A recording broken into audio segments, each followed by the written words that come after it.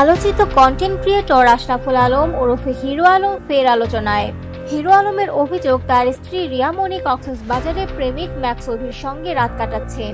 তিনি সামাজিক মাধ্যমে রিয়া মনি ও অভির দুটি ছবি এবং একটি হোটেল রুমের ভিডিও শেয়ার করেন, যা মুহূর্তেই ভাইরাল হয়ে পড়ে।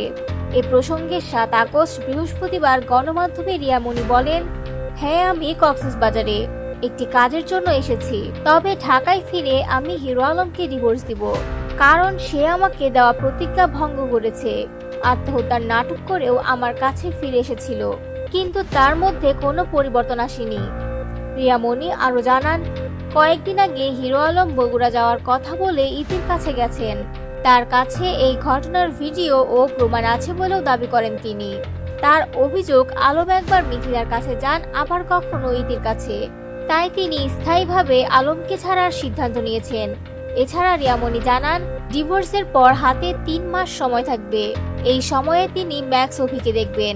যদি মনে হয় সম্পর্ক এগিয়ে নেওয়া যায়, তবে অভিকেই বিয়ে করবেন। অন্যদিকে সংবাদ সম্মেলনে হিরো আলম বলেন, আমি বহুবার রিয়াকে ক্ষমা করেছি। সে মেয়ের মাথায় কোরআন রেখে শপথ করেছিল ম্যাক্স অভির সঙ্গে আর কোনোদিন কথা বলবে না, কিন্তু সেই কথা রাখেনি। আমি বগুড়ায় বাড়ি রং করতে গিয়েছিলাম, আর সেদিন রাতেই সে অভির সঙ্গে কক্সবাজার গেছে। ফোন ধরেনি, আমাকে ব্লক করেছে। উল্লেখ্য, দীর্ঘদিন ধরেই হিরো আলম ও রিয়া মনির মধ্যে সম্পর্কে টানাপোড়েন চলছে। আলমের বাবার মৃত্যুর পর থেকেই এই দ্বন্দ্ব প্রকাশ্যে আসে।